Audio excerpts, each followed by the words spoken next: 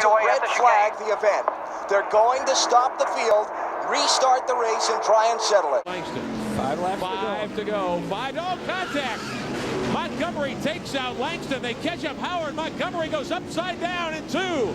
Chase Montgomery slides down the racetrack. Mark Gibson tags him. Chase Montgomery gets flipped. Gibson rolls down the racetrack. Andy Mike Belmont stops. Holy smokes! There, all cars are wrecked. All kinds of cars are wrecked. Big trouble in turn 2. Red flag on the speedway. We will stop this one with 5 to go. Wild action in turn 2.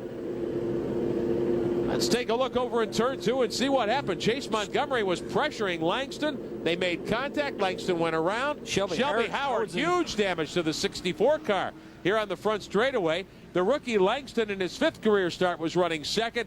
He got clipped hard going into the corner and gets turned around, and Chase Montgomery goes upside down. Here is another look.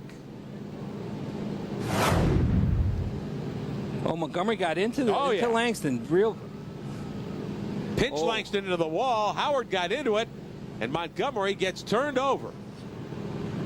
Mark Gibson got involved in. I don't see where Andy Belmont got involved in, but and then Mark got hit again by the 27 car.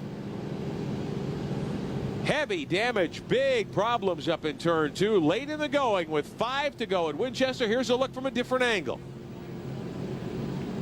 And Montgomery just got into the right rear quarter panel of the 66 car and turned him around, and then Montgomery upside down.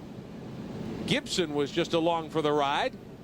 Todd Bowser just sneaking by. Jason Jarrett just snuck by.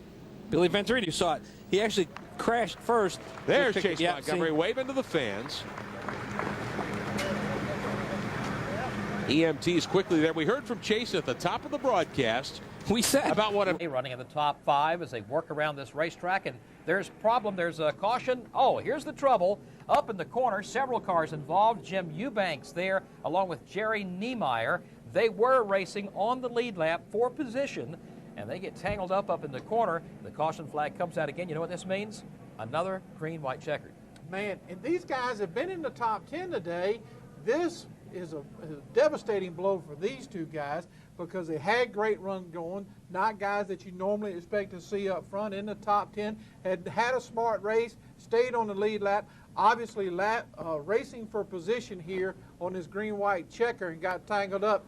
Man, the clouds are getting ever closer, Joe. Don't look good at all. We need to get this race back under the green flag so we can finish it under a green flag condition today. Again, ARCA rule says we finish green-white checker. The weather might have another thing to say about that if that cloud doesn't stay away. And not only that, Joe, as we look at the front straightaway, these two cars have torn out a significant chunk of the inside retaining wall here at the Coin. They hit really hard. Yeah, the word is the drivers are okay.